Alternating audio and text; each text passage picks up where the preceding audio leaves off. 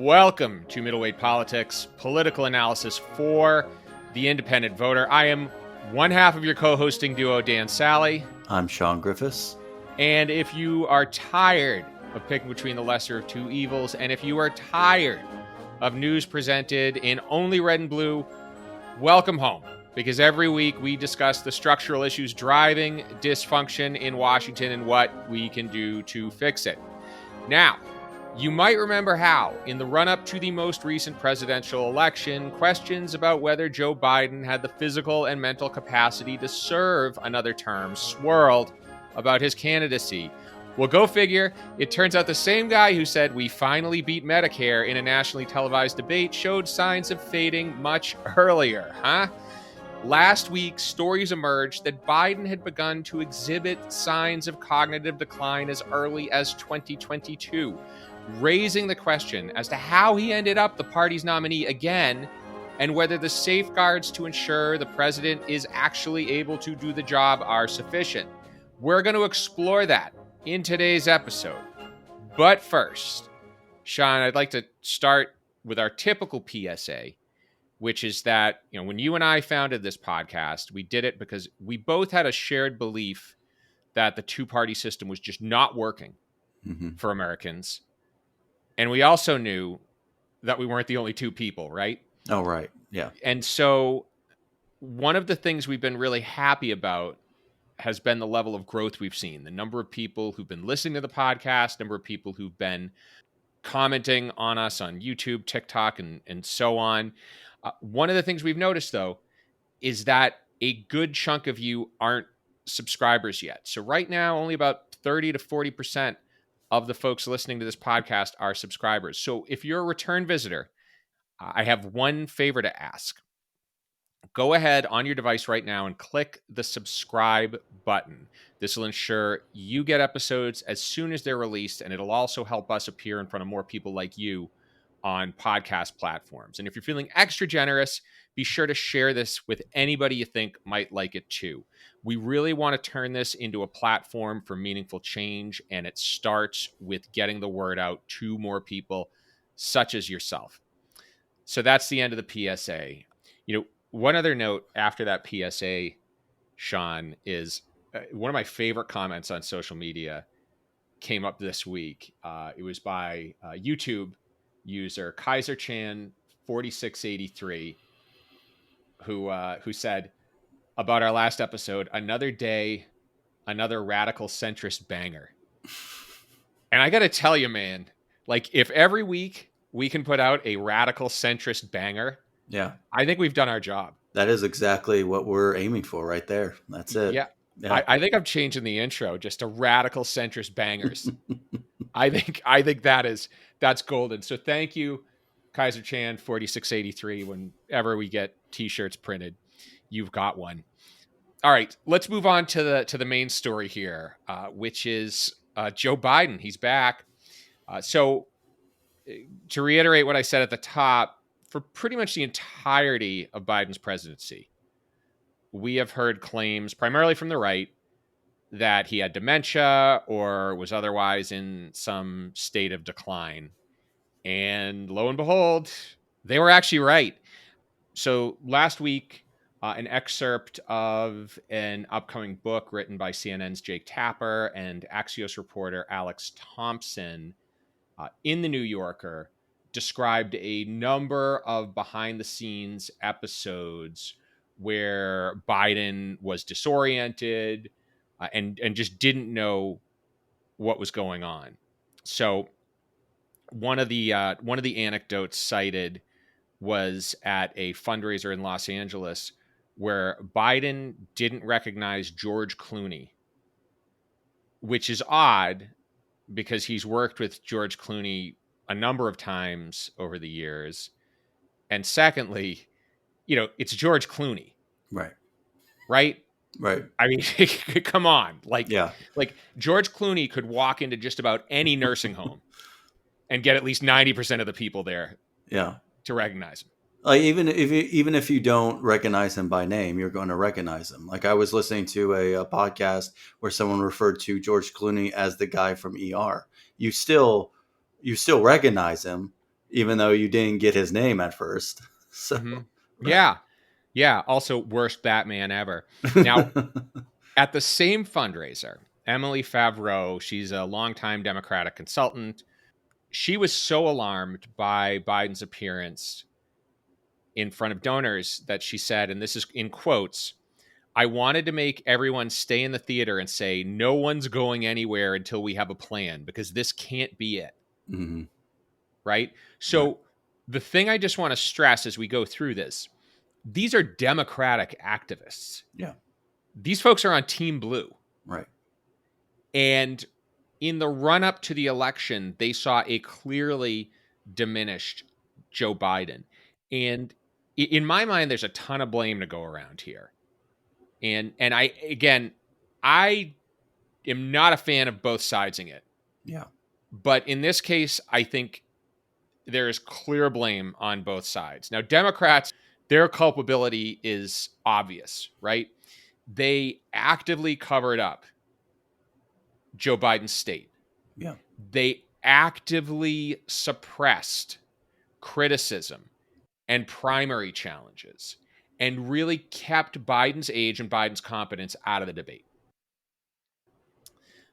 Now, Republicans can be credited with single-handedly making it impossible to determine truth from fiction after 8 years of leadership under Donald Trump. I mean, Steve Bannon himself said the goal was to flood the zone with shit. Right. That's that is a direct quote. So people effectively didn't know which end was up. Yeah. Okay? So Steve, you did such a good job that people didn't believe Biden was in some state of cognitive decline when it was apparent. Well, and it also comes down to the language that Trump used, right? Trump would call Biden things like brain dead, but people are used to Trump being so mean to his opponents in terms of the language that he uses, that they think, oh, well, he's just going for some sort of hard hitting punch at Joe Biden, and not actually speaking to a genuine concern that of cognitive decline. Well, that's it. And I have to say too, I can't tell you how many pro-Trump folks I talk to who, when speaking about Trump, are like, oh, well, all politicians lie, or, Yeah. oh, well, you can't believe what he says. He's not going to do that. Right. And it's just like, okay, fine. I didn't believe what he said, and look what happened, Hmm. right? Mission accomplished. Yeah. So now this isn't the first time that this has happened. Hmm. And I'm going to go through some historical precedent here, Shawn, for the listener's sake. And I'm interested in your opinion because I'm not sure that we have a mechanism to handle this properly. Right. And I'll just give you a couple of examples. So, pre World War One or pre end of World War One, Woodrow Wilson, he suffers a massive stroke, and in the last year and a half of his presidency, his wife is pretty much in charge. So, one of the big historical impacts from this was the League of Nations failing in the Senate. Hmm. He was unable to negotiate, get that through the Senate. And as a result, the predecessor to the United Nations failed in the Senate, ultimately led to its failure as an international body. And some would say eliminated a body that could have prevented World War II. Now, heading into World War II, FDR suffers from advanced heart disease during the 1944 campaign. Doctors warned he wouldn't survive his next term. And all that information was kept from the public, as was Wilson's condition.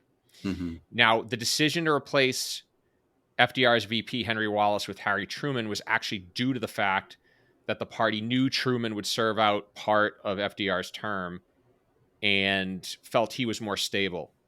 Now, impact here, again, during the Yalta Conference at the end of World War II, which was when Stalin, Churchill, and Roosevelt met to discuss how global affairs would be structured at the end of the war.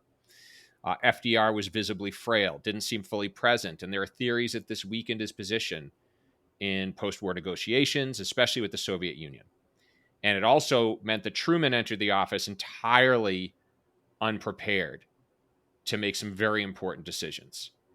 And so both instances led to the 22nd Amendment, which limited the president to 2 terms, and also the 25th Amendment, I think, which most folks know, makes provisions for a president to be removed if they're deemed incapable. And so Mhm. following this, we have 2 instances where presidents suffered health scares, and it was handled a little differently. So Eisenhower had a series of health scares. One was a heart attack while on vacation, and in response, he began issuing public health bulletins. So the idea was to reassure the public and bring transparency. And also of note, the public responded by reelecting him to office. Reagan also underwent surgery, transferred power temporarily to George H.W. Bush. And so there's this period of time where there were safeguards against presidential incapacitation, or there were some efforts to ensure that the person in charge was capable of being in charge. Although I think it's worth noting that neither of these scares really threatened Reagan or Eisenhower politically. Mhm. So I think, I don't know how you feel. I think it's worth questioning if their capability of serving in office were clearly diminished. Would they respond any differently, or would they be a cover up? I don't know.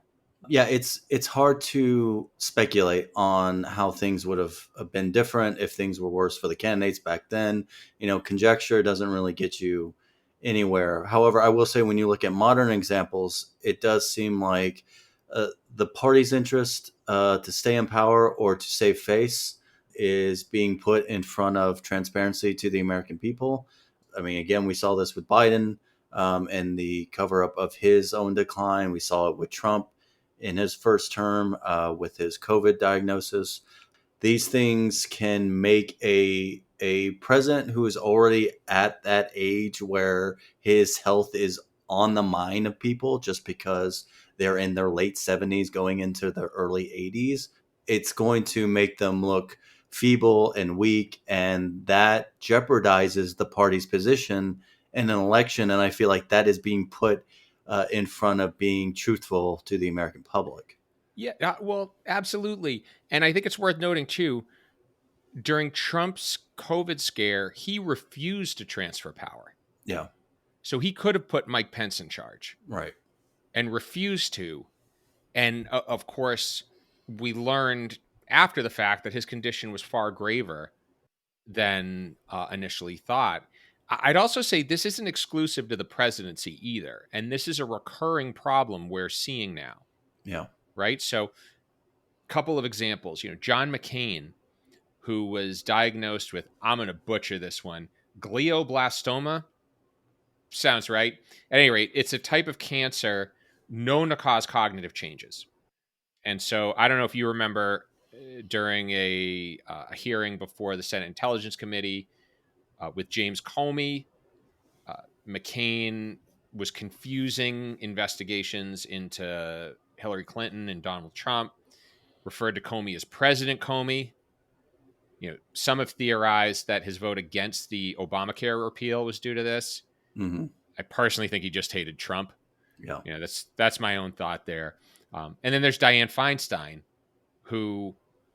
and actually Dianne Feinstein's a really interesting one because there have been multiple Democratic staffers who had raised concerns that she was repeating herself in meetings, forgetting prior discussions.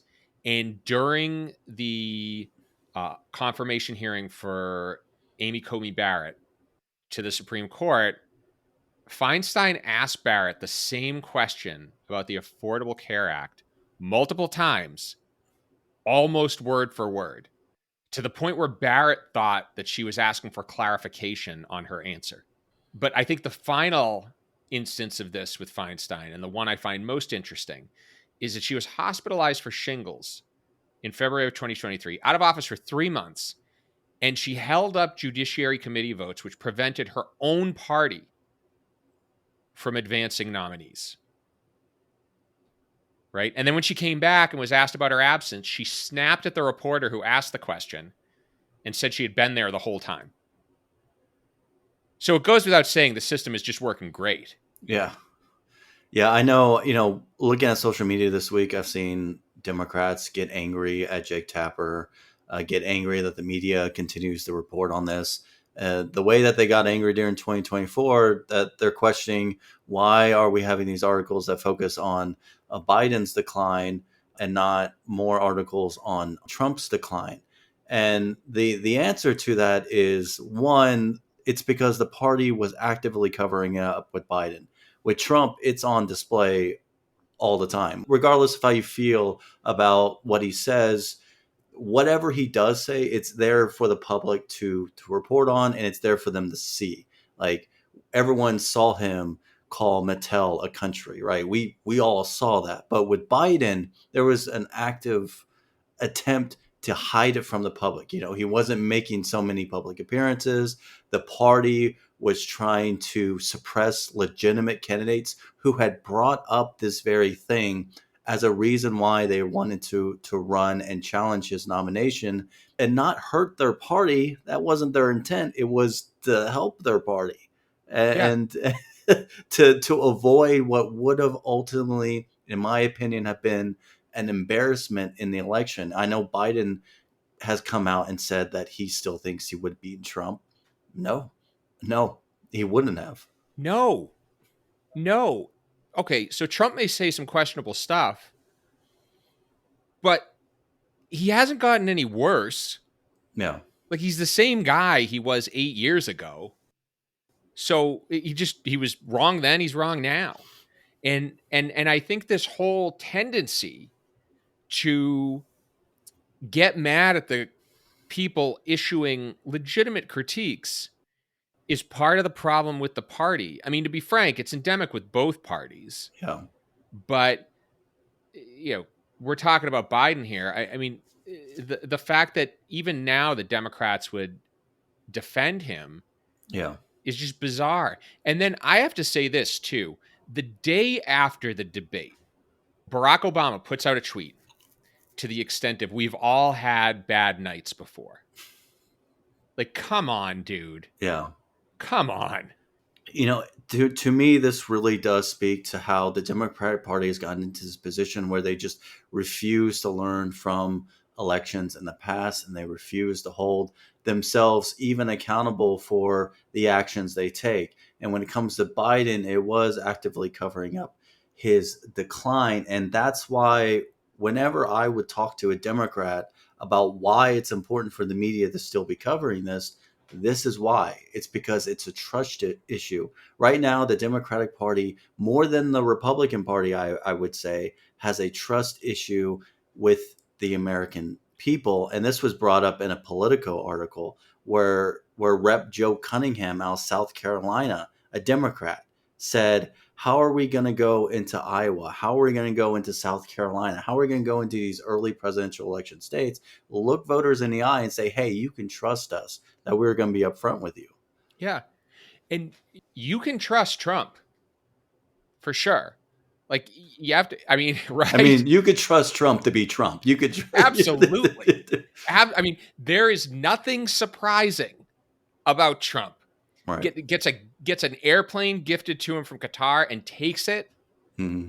starts a crypto company, and then just pulls the rug out from under everybody who bought Trump coin. Like, Yeah. there are no surprises with him. Right. Right? That's the problem. Is that and we've talked about this before. The Democrats for the last 8 years have run on this idea of having the moral high ground, the idea Mm-hmm. of being the party of competence and normalcy. All Yeah. right. So you don't have room for error Yeah. if that's what you're selling. Yeah. You don't have room to nominate somebody who is clearly incapable of doing the job and was incapable for 2 years Yeah. before it was revealed. And when Biden is ultimately forced out of the presidential ticket because it was apparent now to the nation, it's always somebody else's fault, right? It was, oh, this faction of Democrats were the ones pressuring them to go out, or it was the media's fault. And this goes back to previous elections, right? Where you have a party just right now who just cannot admit fallibility.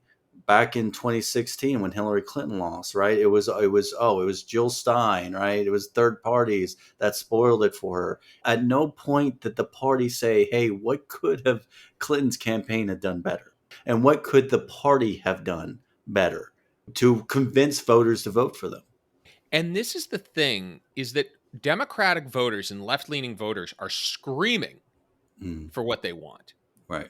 right? If you want to know what the younger voices in the Democratic Party want, I mean, they want a Sanders, they want an AOC, Yeah. they want an extremely progressive economic vision. And the party is dead set on not delivering it. Now, to flip it over to the Republican side of things, their young voters want a series of things too, but the Republican Party's delivering on those things. Now, a debate can be had. Is that good for America? Does that even serve Republican voters? We could talk about that, but I don't think that's important. Yeah. I mean, you and I, well, we could both agree. Neither of us are fans of Trump, Yes, but he can say that he has done exactly what he said he would do on the campaign trail, which for the voter means a level of authenticity. Even if you think it's bad for the country, right? You have a system where you have two choices: one party that has a track record of hiding things from the public for their own good, versus another party that is maybe doing some bad things for the country, but they're being authentic about. I mean, they're being straightforward about it. yeah. It's a really bad position for voters to be in, to be honest. But like that's how the system works. That's One of the arguments I've heard out of left-leaning circles is that, okay, yeah, Biden's not that good, or Harris wasn't that compelling, but look at Trump. mm-hmm, I mean, Trump's bad. right. And there's validity there to an extent. I think you and I have talked about this before. A president with a questionable relationship with the truth, multiple felonies, generally appears to be guided by his own self-interest, and no respect for the Constitution, no respect for political institutions, has no business being in the White House, Right. right? The fact he was elected was a mistake. It was a fluke of electoral politics, right? That out of the way, though, I don't have any problem understanding how somebody on the right could be like, hey, I know Trump isn't perfect, but I can't vote for that guy when looking at Biden. Yeah. I can't vote for somebody who's clearly not capable of fulfilling his duties as president.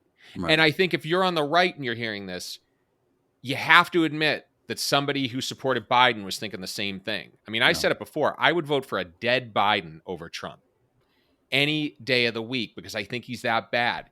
And I think that part of the issue, sure, we have the cover up and all that, but the second part of the issue is you had no other choice. Right. There was no other viable choice. And so we cannot expect a market that is insulated from competition by two dominant parties to be incentivized to produce anything but somebody who's just a little bit better than their opponent. Well, especially when you have one party that says it's the champion for democracy, but when you look at their recent track record, shows that their actions don't really follow up their words. This is why, and we've talked about this on this podcast before, with voters whose number one priority was the party or the candidate that was going to protect democracy, they were split 50-50. And one of those candidates instigated an insurrection against the United States, tried to overthrow an election, and the other party couldn't convince most voters that they were the champions of democracy that they said they were, because of how the primary election turned out. And you hear some of the candidates who want to challenge Biden still say that today, and they're absolutely right. Like, the voters paid attention to what happened in the primary and then what happened when Biden dropped out, and the fact that they just handpicked Kamala Harris to be the nominee without any voter say. There was no democracy involved in that nomination process. I, I I can't predict the future, No. but I can guarantee 50 years from now, there's a history class where they are talking about how it was that the two options for president were a convicted felon and someone who appeared to be in the early to mid stages of dementia. And the culprit's going to be a system of elections that insulated these people from any real political competition. And we're either going to have a remedy, which is opening up the system to more competition, or, somebody in some other country is going to be studying this while we sift through the wreckage here in America, But I think the takeaway from this is that this is a very obvious outcome to a system that doesn't have any real accountability. Right. And you can't change this by simply voting for the person who you think is the lesser threat to democracy. Yeah. You really need to get down to the system that allowed these people to appear on the ballot in the first place. We are going to cap it there. Thank you very much for listening. Again, if you like what you heard today, be sure to subscribe. Be sure to share it with someone you feel might like it too.